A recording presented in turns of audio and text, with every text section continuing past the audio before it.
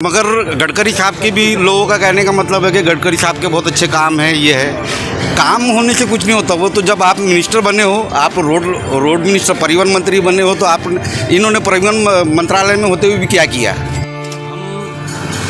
जो पब्लिक है, पब्लिक अलग अलग लेवल पे वोट डालती है, और जो अभी का इलेक्शन है वो गली का नहीं है, वो दिल्ली का है। तो मैं टेका की पब्लिक जो देख रही है और जो ज़्यादातर लोगों का रुझान है, इस बार पब्लिक जो वोट डाल रही है, और ये मुस्लिम बहुमल इलाका है, तो वोट डाल रही है। जो हमारे साथ नाइंसाफ़ी हुई 10 साल में, जो मॉब लिंचिंग हुई, जो अभी आज ही बीजेपी के मैनिफेस्टो में यूनिफॉर्म सिविल कोड पहला मुद्दा है। तो जब हमारी शरीयत, और आपको पता ही है कि मुसलमानों के लिए शरीयत बहुत मेन इशू है, तो उसको वो ख़त्म करना चाहते हैं। 2014 के पहले मुसलमान जिस पोस्ट पे था, जिस चीज़ से था, बहुत बेहतरीन था, मगर 2014 के बाद मुसलमान की परिस्थिति गिरते से गिरते जा रही है। मेरा नाम नासिर खान है, मैं टेका नई बस्ती आज़ाद नगर का रहने वाला हूँ, और आपके न्यूज़ चैनल 24 सच 24 के माध्यम से मैं तमाम लोगों को ईद की मुबारकबाद। और आज अम्बेडकर जयंती है, तो इसके अम्बेडकर जयंती की मैं शुभकामनाएं देना चाहता हूँ आपकी व्यूअर्स को। ठीक है, तो हम आज यहाँ पे टेका में आए हैं। हम लोगों से जानकारी चाहते हैं कि भाई अभी जो 19 का जो वोटिंग है ना, 2024 के लोकसभा चुनाव के मद्देनज़र यहाँ के यूथ और यहाँ के मुसलमान का रुझान क्या है, वो किस तरह जाना चाहते हैं। यहाँ के रुझानों का तो सर मामला ये है कि आज तक हमने बीजेपी की सत्ता पिछले 10 सालों से चलती आ रही है। वो आपके सामने में है कि मुसलमानों के बारे में उनकी विचार, उनकी धारणाएं क्या है। आज का यूथ हर चीज़ को समझता है। बस यही है कि इंडिया अलायंस का जो कैंडिडेट है विकास ठाकरे साहब, ये लोगों की नज़र में एक बेस्ट ऑप्शन है। फिर आगे देखते हैं क्या होता है। तो मगर गडकरी साहब की भी लोगों का कहने का मतलब है कि गडकरी साहब के बहुत अच्छे काम हैं। ये है काम होने से कुछ नहीं होता। वो तो जब आप मिनिस्टर बने हो, आप रोड मिनिस्टर परिवहन मंत्री बने हो, तो आप इन्होंने परिवहन मंत्रालय में होते हुए भी क्या किया। लोगों को बेरोजगारी के सिवा कुछ नहीं दिया। आज नागपुर शहर के अंदर में देख लीजिए, इतने टैक्सी है ना, टैक्सी चलती है, ऑटो चलते हैं, उन सब के बावजूद भी इन्होंने ई रिक्शा यहाँ पर लॉन्च कर दिया। ई रिक्शा लॉन्च करने के बाद में इतने ई रिक्शे वाटअप कर दिए कि पूरे। अब यहाँ पर बताइए आप, ई रिक्शा लॉन्च होने के बाद में वो टैक्सी जिन्होंने 10-10 लाख रुपए की गाड़ियाँ ली है, वो ऑटो रिक्शे वाले जो बेचारे अपनी दिन भर की मेहनत मजदूरी करते थे, आज उनके धंधे के ऊपर बहुत असर हो गया। और दूसरी बात ये हो गया कि आज हर ट्रैफिक सिग्नल के ऊपर में आप देखिए CCTV कैमरा लग गया है। ये सीधी गरीबों को मारा जा रहा है। CCTV कैमरे में होता है, आदमी गाड़ी चलाता है, गलती होती है। आज दिन भर में 500 रुपये चलाने वाला आदमी 1000 रुपये का चालान भर रहा है, तो क्या करेगा, फांसी का फंदा लेकर मर जाए। तो लोगों के दिलों के अंदर में बहुत कुछ चीज़ें हैं, और वो अपने मतदान के जरिए ये इलेक्शन के अंदर में बताएगा, मतलब जवाब देगा उसका। जी ठीक है। तो मैं Zubair Khan, Muslim youth league national vice president हूँ, जो कि youth league Indian union Muslim league की यूथ विंग है।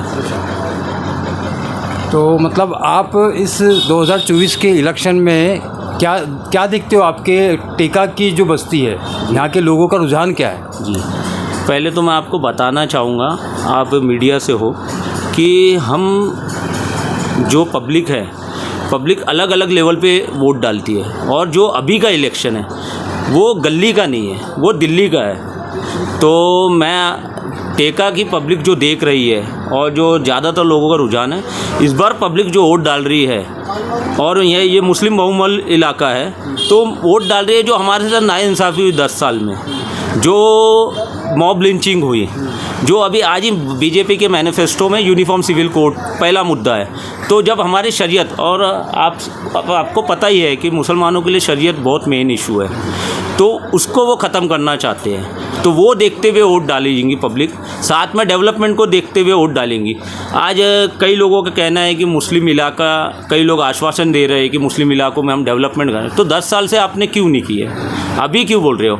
तो जो जैसे आप ब्रिजेस बोल रहे हो, तो ब्रिजेस कहाँ बने हैं, सीमेंट रोड कहाँ बने हैं? सीमेंट रोड आप सिविल लाइन में बना रहे हो जहाँ ज़रूरत नहीं है, एनवायरनमेंट ख़राब कर रहे हो जहाँ ज़रूरत है। ये अनऑथराइज लेआउट को आपने अभी सेंक्शन दिए तो उनको डेवलप करो। आज भी हमारे इधर के वांजरी है, पीली नदी के कई इलाके जहाँ आज भी पानी को लोग ताले में बंद करके रखते हैं। तो ये 24/7 की जो योजना है उसका क्या हुआ है? काम ही नहीं हुआ है ना, ग्राउंड पे कोई काम नहीं हुआ है।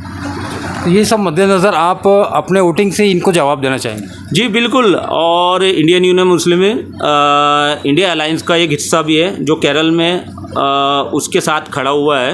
और केरल में राहुल गांधी जी जो कॉन्स्टिट्यूंसी से लड़ रहे हैं वायनाड, वो मुस्लिम लीग की कॉन्स्टिट्यूंसी है और मुस्लिम लीग ने पिछले बार भी उनको जिता के दी, इस बार भी। मगर अब मुस्लिम लीग जो दे रही है समर्थन, वो मुद्दों पे दे रही है, सिर्फ अनकंडीशनल सपोर्ट नहीं दे रही, कंडीशन के साथ कि आप आने के बाद अक़लियतों का जो काम है वो पास काम करोगे। और मुस्लिम लीग की पहली जो प्राथमिकता है देश की माइनॉरिटी के साथ खड़े रहना।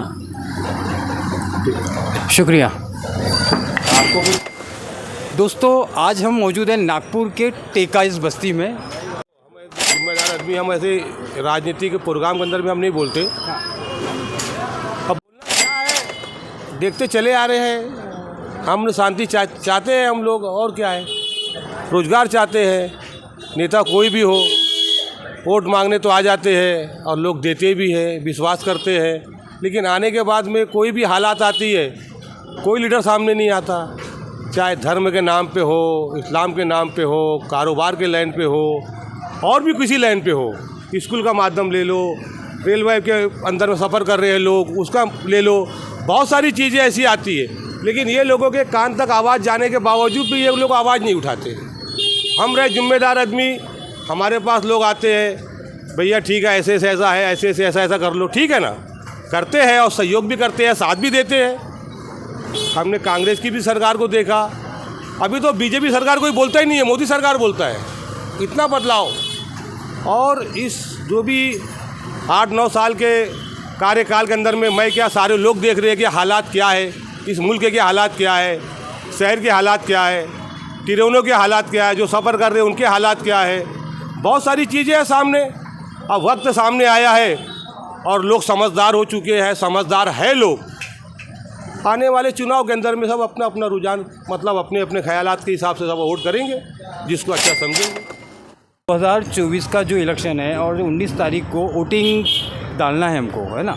तो टेका, नागपुर में हम टेका में मौजूद है, तो टेका के मुसलमानों का क्या रुझान है, वो किस तरफ जाना चाहते हैं, उनको कैसा नेता चाहिए, तो ये हम आप थोड़ा सा बताएंगे तो अच्छा हो। देखिए, हमको तो नेता के हिसाब से बात वो अभी वो करनी नहीं है, मगर क्या है, हमारे एरिए में, हमारे मुस्लिम क्षेत्र के अंदर जनता ज़्यादा से ज़्यादा कांग्रेस के तरफ ही झुका हुआ है रुझान। तो कैसा है, इसके पहले कांग्रेस ने 2019 में नाना पटेले को जो टिकट दिए थे, और नाना पटोले जी वो मेरे ख्याल से गोंदिया या भंडारा से बिलोंग करते हैं, मगर इस वक्त कांग्रेस ने जो पत्ता फेंकी है वो इतना बेहतरीन और तुरुप का पत्ता फेंकी है, क्योंकि विकास ठाकरे जी नागपुर शहर में बेहतरीन शख्सियत के मालिक हैं।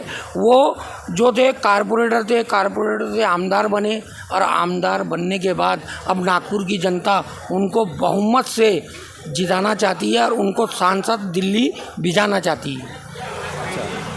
तो मतलब आपका रुझान ये है कि आपको एक कांग्रेस के तरफ आप वोटिंग का परसेंटेज बढ़ाना चाहते हो।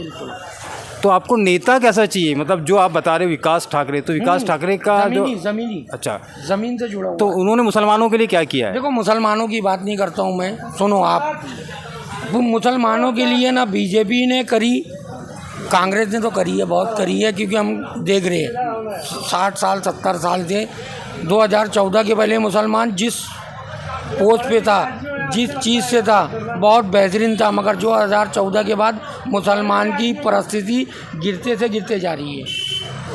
ठीक है, शुक्रिया भाई, आपने अपना रुझान दिया।